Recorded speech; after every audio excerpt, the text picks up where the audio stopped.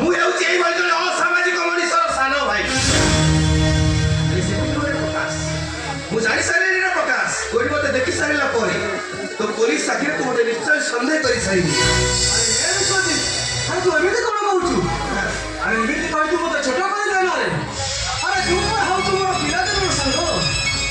ଆରେ ତୋର ସାହାଯ୍ୟ ବଳରେ ମୁଁ ଆଜି ପୋଲିସ ପୋଷାକ ପିନ୍ଧିଛି ଆଉ ଏବେ ଗୋଟେ ବାଟକୁ ଆଗେଇ ଆସିଛି।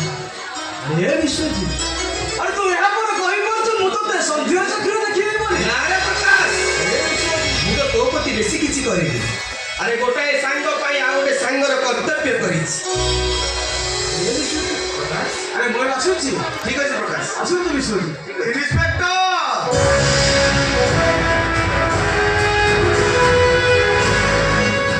ଆପଣ ସାଙ୍ଗ ଘରକୁ ଆସିଲେ ଏମିତି କଣ ଖାଲି ଖାଲିରେ ଫେରିଯିବେ? ଅନ୍ତତଃ କିଛି ଥଣ୍ଡା କିଛି ଗରମ କଣ?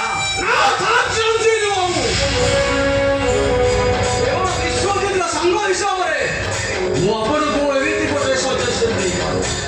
ଆପଣଙ୍କ ପାଖରେ ଏବେ ବି ସମୟ ଅଛି। ଆପଣଙ୍କ ନାଁଟା ଯେମିତି ସେ ପୋଲିସ ଫାଇଲ ଭିତରେ ପଶି ଯାଉଥାଏ।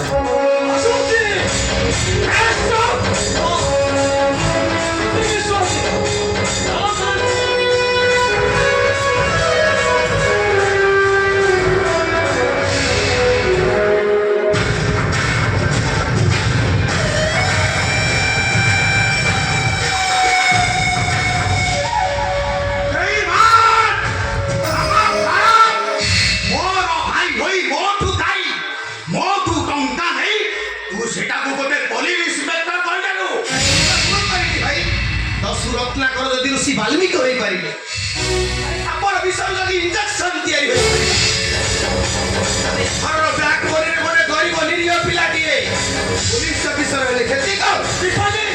କଥା କହିବାର ସୀମା କମି ଯାଉଛି। ତୁ ଜାଣିବାକୁ ଯାଉଛି ହଉଛି ତୋର ବଡ ଭାଇ। ଆରେ ସେଇଥିପାଇଁ ତ ଆପଣଙ୍କ ପିତୃ କଳାପକୁ ମୁଣ୍ଡ ପାତି ହୋଇଯାଉଛି। ଆରେ ବାପା ମା ଆକ୍ସିଡେଣ୍ଟରେ ମରିଗଲା ପରେ ତମେ ମୋ ପାଇଁ କଣ କରିଛ? ଆରେ ବାପାର କର୍ତ୍ତବ୍ୟ କରିଛ ନା ମାର ସ୍ନେହ ଦେଇଛ? ବରଂ ଏଇ ପିଠିରେ ଲୁହାର ତେଙ୍କ ଦେଇ ତମେ ମତେ ଶାସନ କରିଛ। ମନେ ରଖନ୍ତୁ ଭାଇ ତାର କଳା ପାହାଡ ଉପରେ ଚଳିବା ପାଇଁ ହାତରେ ଭୁଜାଲି ଧରିଛ। ଆରେ ମନର ପୂର୍ତ୍ତି କରିବା ପାଇଁ ପରର ଝିଅ ବୋଉମାନଙ୍କୁ ହୋଟେଲକୁ ଆଣି ବେଶ୍ୟା ସଜେଇ ଦେଇଛ। ଏବେ ମନେ ରଖ ଭାଇ ତୋର ଘରଟା ସବୁବେଳେ ଅନ୍ଧାର ନଥାଏ ଅନ୍ଧାର। ବିଶ୍ୱଜିତ ଆରେ ମୁଁ ବି ଯାହା ବି କରୁଛି ତ ଭଲ ପାଇଁ କରୁଛି।